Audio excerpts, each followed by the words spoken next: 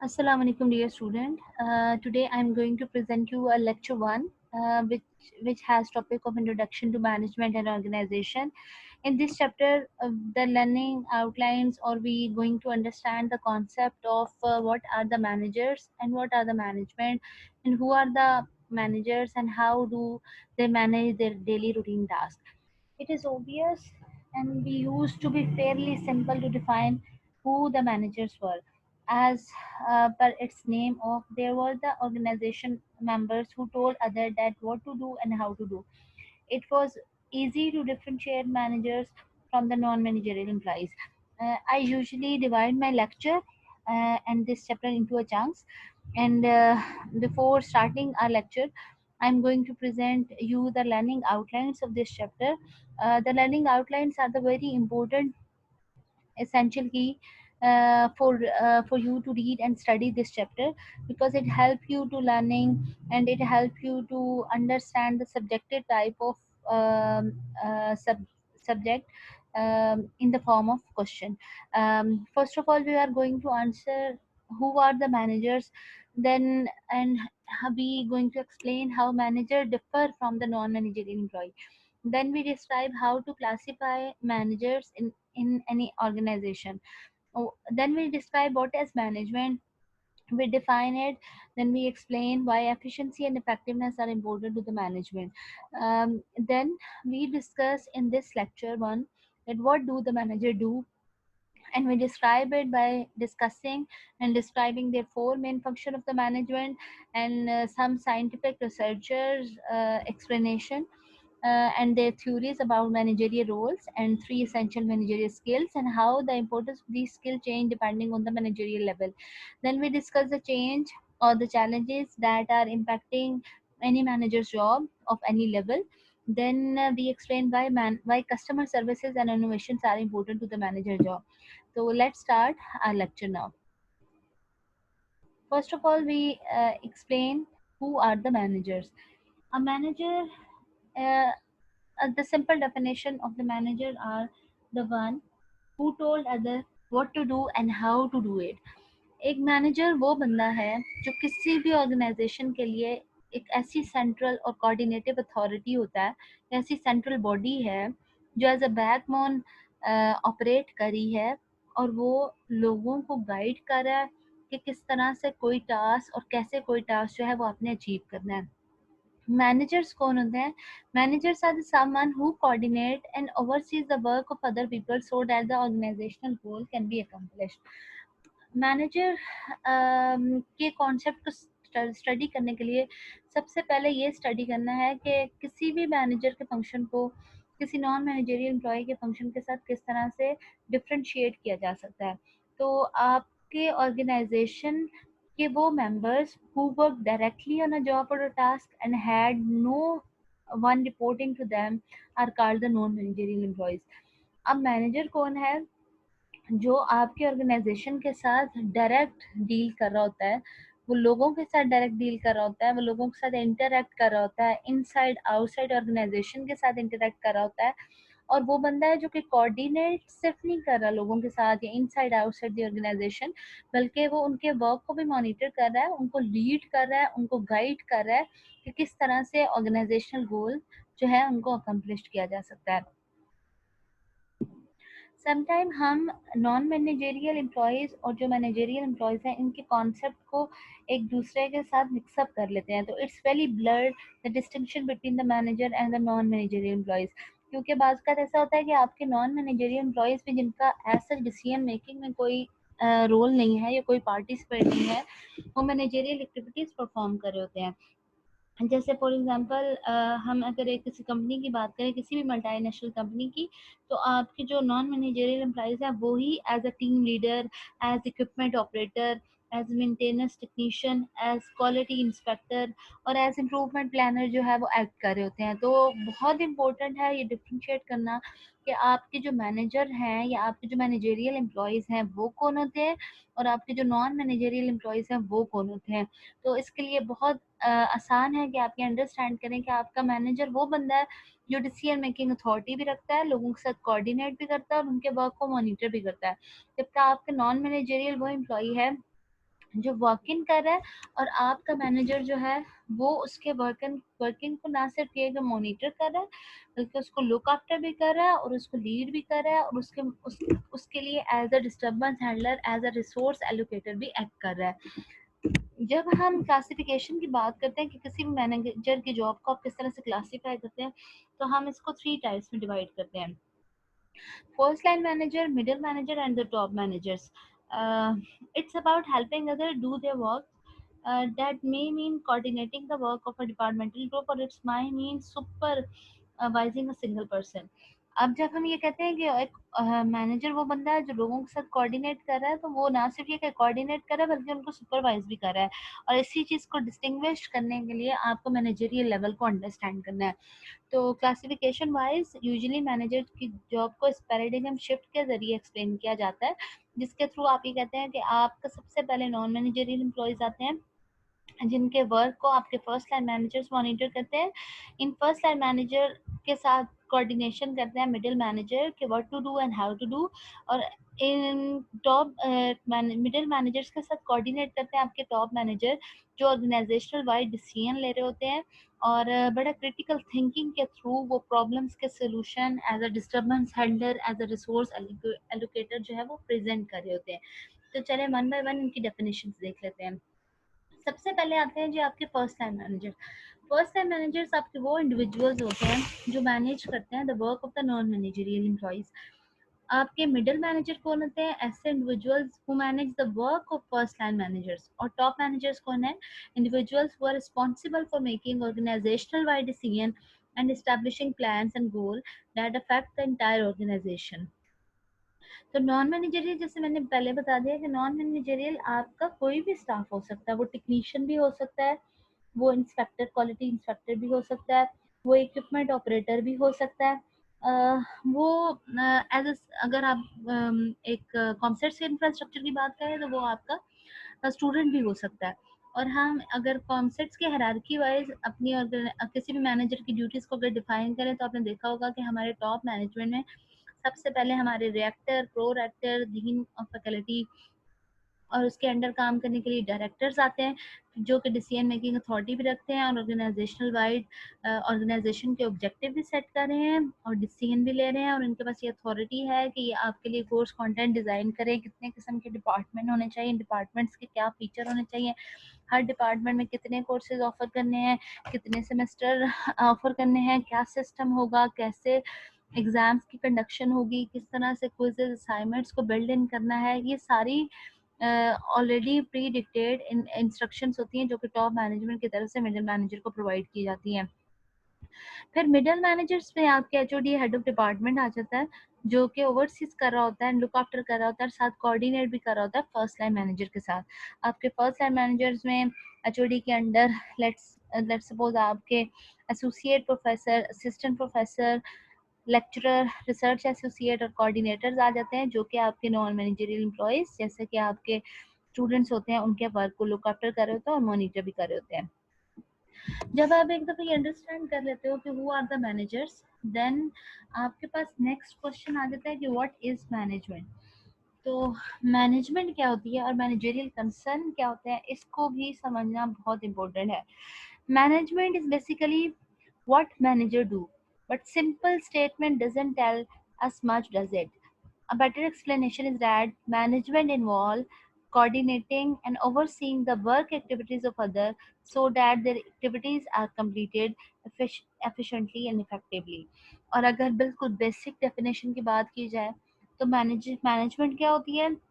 आप किस तरह से कोऑर्डिनेट करते हैं और ओवरसीइंग करते हैं the work activity of other, ताकि जो आपकी एक्टिविटीज या जो आपके एंड रिजल्ट हैं, जिसको आप ऑर्गेनाइजेशन गोल्स भी कहते हैं, उनको इफेक्टिवली और एफिशिएंटली अटेन किया जा सके। कि जब एक मैनेजर राइट पर्सन को राइट जॉब पे, राइट टाइम पे, राइट प्लेस पे उसकी अवेलेबिलिटी को इंश्योर कराएगा, तो इसका मतलब है कि वो लोगों के साथ, और जो भी उसकी मैनेजरियल टास्क हैं, जो भी एक्टिविटीज दी गई हैं उसको, उनके साथ वो प्रॉपर कोऑर्डिनेशन और प्रॉपर मॉनिटरिंग के थ्रू इफेक्टिवली और एफिशिएंटली मैनेज कर रहा है और ऑर्गेनाइजेशन गोल अटेन कर रहा है। अब बात आ जाती है एफिशिएंसी क्या है और इफेक्टिवनेस क्या है। Efficiency is basically doing thing rights.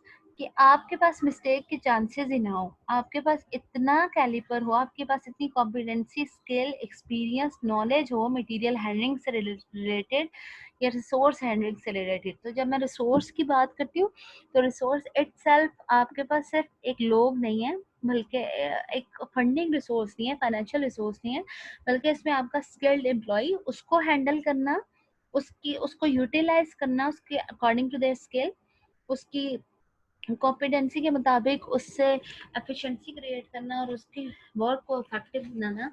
और इसके साथ साथ मटेरियल हैंडलिंग भी है कि अगर आपके पास कोई लेटेस्ट इक्विपमेंट या लेटेस्ट मशीनरी है तो आप उसको किस तरह से यूज कर रहे हो। तो एफिशिएंसी क्या है कि डूइंग थिंग राइट, कि without any wastage of resources आप अपने रिसोर्सेज जिसमें आपके लोग आ जाते हैं, स्किल्ड पीपल आ जाते हैं, आपकी फंडिंग या फाइनेंसिंग आ जाती है, और उसके साथ साथ आपके सप्लायर भी आपके मेन रिसोर्स होते हैं, और मटेरियल जो भी आप लेटेस्ट इक्विपमेंट या टेक्नोलॉजी यूज़ करें वो भी आपका मेन रिसोर्स होता है। उसको इस तरह से यूज़ करें कि इसका लो वेस्टेज हो, और इस लो वेस्टेज के थ्रू ही आप हाई एफिशिएंसी क्रिएट कर रहे होते हैं। अब in short, efficiency is getting the most output from the least amount of input. Effectiveness is doing the right thing. Efficiency is doing thing right, कि मिस्टेक के chances ही ना रहे। आप स्किल्ड पर्सन को स्किल्ड जॉब पे right time पे right place पे उसकी अवेलेबिलिटी को इंश्योर कराओ, तो मिस्टेक के चांसेस ही खत्म हो गए। इफेक्टिवनेस क्या है कि आप की प्रोडक्टिविटी इतनी ज़्यादा इफेक्टिव हो, इतनी ज़्यादा एफिशिएंट हो, जो प्रोडक्टिविटी लेवल है आपका, जो प्रोडक्शन लेवल है आपका, वो इतना ज़्यादा इफेक्टिव हो कि आप ऑर्गेनाइजेशन गोल को ऑन टाइम अटेन कर लो। और जितनी जल्दी आपके गोल अटेनमेंट ऑन टाइम होगी, आपकी हाई अटेनमेंट होगी, उतनी ही ज़्यादा आपकी हाई इफेक्टिवनेस इसके साथ एसोसिएट कर दी जाती है। Now the next question is what do manager do. अभी तक हमें ये पता है कि एक मैनेजर वो बंदा है जो लोगों के साथ ऑर्गेनाइजेशनल वाइड उनकी वर्किंग एक्टिविटीज के साथ कोऑर्डिनेट कर रहा है, उनके साथ इंटरेक्ट कर रहा है, उनके काम को लुक आफ्टर कर रहा है ताकि ऑर्गेनाइजेशनल गोल अकम्प्लिश हो जाए। तो ये उस वक्त तक सक्सेसफुल नहीं है जब तक मैनेजर फंक्शनल अप्रोच नहीं यूज करता। एक मैनेजर के की जो रिस्पॉन्सिबिलिटीज हैं, उसके जो बेसिक फंक्शंस हैं वो 4 टाइप्स के होते हैं: planning, organising, leading and controlling. Planning क्या होता है कि आप अपने अल्टरनेटिव्स को डिफाइन करें, उससे भी पहले आप अपने गोल को डिफाइन कर लें, फिर उस गोल को अचीव करने के लिए कौन कौन से अल्टरनेटिव आपको अवेलेबल है, आप लोगों ने क्या स्ट्रेटेजीज फॉलो करनी है ताकि वो गोल्स अचीव हो जाए, उनको डेवलप करें। फिर जब आपने एक प्लान डेवलप कर लिया है, अल्टरनेटिव डेवलप कर लिए हैं, तो फिर उनको इंटीग्रेट करें और कोऑर्डिनेट करें उनकी एक्टिविटीज को, ताकि वो ऐसे ही एग्जीक्यूट हो जाए जैसे आपने प्लान आउट किया था। अब आपने गोल डिफाइन कर लिया, अब उसको इसके एग्जीक्यूशन के लिए आपको सेट ऑफ पीपल चाहिए जो कि डिफरेंट रिस्पॉन्सिबिलिटी एंड वर्किंग जो है वो परफॉर्म करे। तो उनकी अरेंजमेंट इज कॉल्ड ऑर्गेनाइजिंग, और उनका जो स्ट्रक्चरिंग है, जो वर्क स्ट्रक्चर आप एक डेवलप करोगे ताकि आप अकम्प्लिश कर सको organization goal, that call organizing. Leading क्या है कि working with and through people to accomplish those goal. और कंट्रोलिंग क्या है कि monitoring, comparing and correcting work. Leading क्या है कि ना सिर्फ ये कि वो सिंबॉलिक हेड खुद काम करे, एज अ रिप्रेजेंटेटिव वो उस टास्क को लीड करे और लोगों को बताए कि how do we achieve those goal and accomplish it. Controlling क्या होता है कि प्रॉपर मॉनिटरिंग, प्रॉपर फीडबैक उसको चाहिए ताकि थिंग्स ऐसे ही एग्जीक्यूट हो जैसे कि प्लान आउट की गई थी। फिर वो उसके वर्क को कंपेयर करे एक्चुअल सिचुएशंस के साथ कि वाकई जो कुछ हमने फोरकास्ट या एस्टिमेट किया था कि हमारी ये एक्टिविटी अगर एक हफ्ते में कंप्लीट हो जाती है तो वाकई वो एक हफ्ते में कंप्लीट हो रही है, इससे ज़्यादा का टाइम ले रही है। अगर टाइम ले रही है तो आप प्लान ए के बजाय प्लान बी की तरफ फोकस करते हैं। ये सारा कुछ इन डिटेल हम नेक्स्ट चैप्टर में भी डिस्कस करेंगे। और फिर वो उनके वर्क को करेक्ट आउट करे। अब ये चारों फंक्शन उस वक़्त सक्सेसफुल होंगे जब इनकी लीडिंग थ्रू प्रॉपर कोऑर्डिनेशन और थ्रू प्रॉपर कम्युनिकेशन के थ्रू इफेक्टिव बनाई जाएगी। तो मैनेजर के ये 4 फंक्शन उसी वक़्त इफेक्टिव हैं जब इन सब की आपस में एक दूसरे के साथ कोऑर्डिनेशन स्ट्रॉन्ग होगी। आपने जो कुछ भी प्लान किया अगर वो प्रॉपर कम्युनिकेट नहीं होगा लोगों के साथ, प्रॉपर उसकी कोऑर्डिनेशन नहीं होगी आपकी उस तमाम ग्रुप के साथ जिसके साथ एज अ टीम आपने अपने वर्क को परफॉर्म करना है या ऑर्गेनाइजेशन गोल को लीड करना है, तो आपकी ऑर्गेनाइजिंग के how it will be done and who is to do it, जो आपने अरेंजमेंट ऑफ पीपल या सेट एक तैयार किया वो फेल हो जाता है। अगर आप लोगों को नहीं बताओगे कि किस तरह से उनको मोटिवेट करना है और किस तरह से उनको डील करना है और टास्क को किस तरह से लेके चलना है, तो आपकी लीडिंग फेल हो जाती है।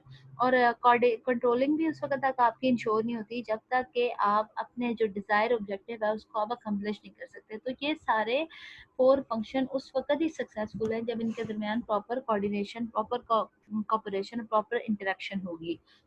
Now we discuss what are the basic management rules. मेडबर्स एक साइंटिफिक रिसर्चर है जिन्होंने किसी भी अफेक्टिव मैनेजर के लिए और एफिशिएंट मैनेजर के लिए 10 रूल्स डिस्क्राइब किए हैं। इन 10 रूल्स को फिर फर्दर 3 कैटेगरीज में डिवाइड किया गया है: interpersonal role, information role and decisional role.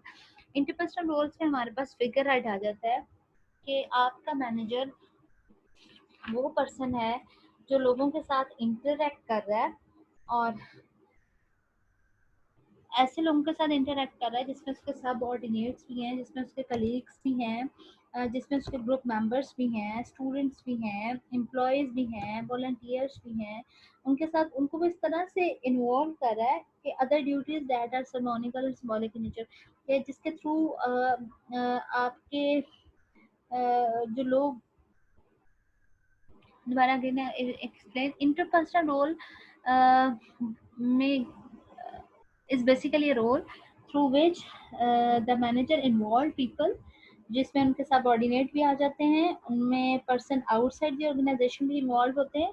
And ना सिर्फ ये कि लोगों को इन्वॉल्व करे बल्कि उनके साथ उनकी एसोसिएटेड ड्यूटीज को भी इन्वॉल्व करे, जो कि यूजुअली सिंबॉलिक इन नेचर होती हैं।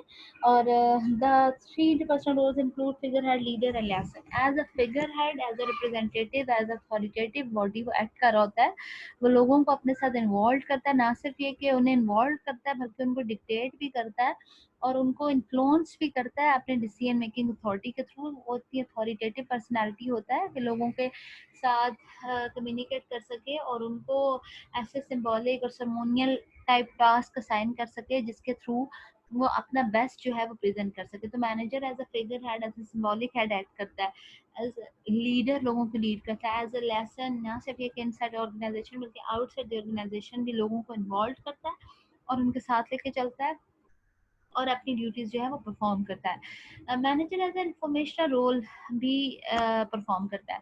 इंफॉर्मेशन रोल परफॉर्म करने के लिए ज़रूरत है कि manager as a monitor act करे, कि जो वो इंफॉर्मेशन कलेक्ट कर रहा है वो फैक्चुअल है, फैक्ट एंड फिगर पे बेस करती है, उसमें किसी किस्म की डिस्क्रिपेंसी नहीं है, वो एक्चुअल रियलिस्टिक फिगर बेस्ड जो है इंफॉर्मेशन है। और अगर वो ऑन टाइम डिलीवर नहीं होती है, अगर वो इंफॉर्मेशन ऑन टाइम डिसेमिनेट नहीं करता है और लोगों को नहीं बताता है, तो उस इंफॉर्मेशन के लीक आउट होने से या उस इंफॉर्मेशन के रॉन्ग होने से आपका ऑर्गेनाइजेशन का जो प्रॉफिट या ऑब्जेक्टिव है वो सफर करता है। तो मैनेजर का इंफॉर्मेशन रोल ये होता है कि इसमें मैनेजर इन्वॉल्व होता है to collecting, receiving and disseminating factual and realistic information. Next role उसका डिसीजनल रोल होता है जिसमें मैनेजर जो होता है वो as a disturbance handler act कर रहा होता है, डिसीजन मेकिंग करता है, चॉइसेस होती हैं उसके पास, अल्टरनेटिव डिफाइन कर रहा होता है। और उसका डिसीजन रोल से entrepreneur, disturbance handler, resource allocator and negotiator जो होता है वो आ जाते हैं। जब वो सिंबॉलिक हेड के तौर पे जब मैनेजर अपने इंटरपर्सनल रोल परफॉर्म कर रहा है या सिंबॉलिक हेड काम कर रहा है, तो वो रिस्पॉन्सिबल है कि वो अपने जो सबऑर्डिनेट्स हैं उन या जो स्टाफ है उनको ट्रेन आउट करे, उनके साथ ड्यूटीज एसोसिएट करे और फिर एज अ लीडर एक्ट भी करे। और ना सिर्फ ये कि सेल्फ डेवलप नेटवर्क और कॉन्टेक्ट डेवलप करे इनसाइड द ऑर्गेनाइजेशन बल्कि आउटसाइड द ऑर्गेनाइजेशन भी लोगों को फेवर और इन्फॉर्मेशन जो है वो प्रोवाइड करे। जब वो इंफॉर्मेशनल रोल कर रहा है तो वो सीक आउट करता है, रिसर्च करता है, रिसीव करता है wide variety of internal and external information, ताकि वो थ्रू आउट ऑर्गेनाइजेशन और उसके एनवायरनमेंट को अंडरस्टैंड करे और उसके एम्प्लॉयज ऑर्गेनाइजेशन के इन्वायरमेंट को अंडरस्टैंड करने में उसके लिए हेल्पफुल हो। जब वो as a disturbance handler act करता है, as entrepreneur, as disturbance handler, as resource allocator, as negotiator act कर रहा होता है, तो वो रिस्पॉन्सिबल होता है कि वो ऑर्गेनाइजेशन को रिप्रेजेंट करे, उसके ऑब्जेक्टिव को रिप्रेजेंट करे, उसके पास ऑलरेडी अवेलेबल सोल्यूशन हो किसी भी ऑलरेडी किसी भी स्ट्रक्चर्ड या अनस्ट्रक्चर्ड प्रॉब्लम के लिए उसके पास प्रॉपर वो रिसोर्सेज को एलोकेट करे, राइट पर्सन को राइट टाइम पे सिलेक्ट करके और एज अ नेगोशिएटर एक्ट करे, ताकि मेजर नेगोशिएशन के थ्रू वो ऑर्गेनाइजेशन प्लान को डेवलप भी कर सके और उनको जो ऑर्गेनाइजेशन ऑब्जेक्टिव है उनको वो रिप्रेजेंट भी कर सके। यहाँ तक हमें ये पता चला कि एक्चुअल एक मैनेजर सिर्फ कोऑर्डिनेट नहीं कर रहा है या मॉनिटरिंग नहीं कर रहा है वर्किंग ऑफ पीपल ताकि ऑर्गेनाइजेशन गोल अटेन हो जाए, बल्कि वो इंटरेक्शन, रिफ्लेक्शन और एक्शन के थ्रू अपने मिडवर्क ने ही जैसे बताया कि लोगों के साथ with the organization, with the external contacts of the organization, लोगों के साथ ऑर्गेनाइजेशन के ऑब्जेक्टिव जो है वो शेयर कर रहा है और उनको एफिशिएंटली और इफेक्टिवली अचीव करने के लिए strategies build, planning, organising, leading and controlling कर रहा है और वो अपने मेन जो रोल्स हैं वो परफॉर्म कर रहा है। रिफ्लेक्शन क्या मतलब कि उसकी बड़ी क्रिटिकल थिंकिंग होती है, वो ना सिर्फ ये कि अभी के लिए बल्कि नेक्स्ट फोरकास्टिंग कर लेता है, नेक्स्ट फ्यूचर प्लानिंग भी वो कर रहा होता है। और ये जो थॉटफुल उसकी थिंकिंग है यही उसकी जॉब को नॉन मैनेजरियल एम्प्लॉयज़ की जॉब से डिफ्रेंशिएट करती है। और प्रैक्टिकल डूइंग के थ्रू वो लोगों को लीड कर रहा होता है, उनको मोटिवेट कर रहा होता है, खासतौर पर अपने सबऑर्डिनेट्स को लीड कर रहा होता है, मोटिवेट कर रहा होता है, रिस्पॉन्सिबल होता है staffing, training and associated duties के लिए उनको असिस्टेंस प्रोवाइड कर रहा होता है और उनके लिए एज अ रोल मॉडल जो होता है वो एक्ट कर रहा होता है। Now we discuss the skill approach. अब ये जो 4 फंक्शन हमने पढ़े हैं और फिर उसके बाद जो मिड्स पर के हमने 10 रूल्स पढ़े हैं, इन सबको परफॉर्म करने के लिए किसी भी मैनेजर, चाहे वो किसी भी लेवल से किसी भी कैटेगरी का है, टॉप मैनेजर है, फर्स्ट टाइम मैनेजर है, मिडिल मैनेजर है, उसके अंदर फॉलोइंग स्किल्स होनी चाहिए। इसका सबसे पहले आपके पास आ जाती है टेक्निकल स्किल्स। तो रॉबर्ट एल केट्स थे जिन्होंने ये कंक्लूड किया था कि मैनेजर को किस 3 एसेंशियल स्किल हैं जो किसी मैनेजर के लिए और उसके इफेक्टिवनेस और एफिशिएंसी को मॉनिटर करने के लिए नीड नेसेसरी है। और ये स्किल्स कौन कौन सी हैं जी? Technical skills, human skills and conceptual skills. Technical skills क्या होती है कि क्यों इम्पोर्टेंट है ये? क्योंकि टेक्निकल स्किल के थ्रू आप लोगों को मैनेज भी कर रहे होते हैं और उनको रिवॉर्ड भी कर रहे होते हैं और उनके रिकग्नाइज भी कर रहे होते हो कि who use his technical skill and who use his technical skills on the right in a specific field. तो knowledge and proficiency in a specific field is called your technical skills. तो एक manager के अंदर proficiency होनी चाहिए specific field से related, उसके अंदर कॉम्पिटेंसी, उसके पास एक्सपीरियंस हो नॉलेज का, तब तब कहीं जाके वो अगर डिस्टर्बेंस हैंडलर या रिसोर्स एलोकेटेड रोल जो है वो परफॉर्म कर सकता है। फिर इसके अंदर ह्यूमन स्किल्स होनी चाहिए, the ability to work with another people. Human skills होंगी तभी वो लोगों के दरमियान काम बेहतर करेगा, अपनी एबिलिटीज को प्रमोट करेगा और इंडिविजुअल एंड ग्रुप वाइज लोगों के इंसेंटिव्स और उनके बेनिफिट्स का ख्याल रखेगा।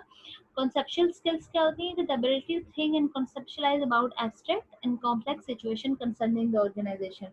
अब conceptual skills क्या होती हैं कि मैनेजर जो है वो इतना क्रिटिकल थिंकर हो कि जिसके थ्रू वो किसी भी कॉम्प्लेक्स सिचुएशन को डील कर सके, वो नेक्स्ट फ्यूचर की प्लानिंग कर सके, फोरकास्टिंग कर सके, कोई प्रॉब्लम अगर क्रिएट होता है तो उसके लिए प्रॉपर उसको हैंडल कर सके, अल्टरनेटिव डिफाइन कर सके और decision making, organisational wide decision ले सके। अम,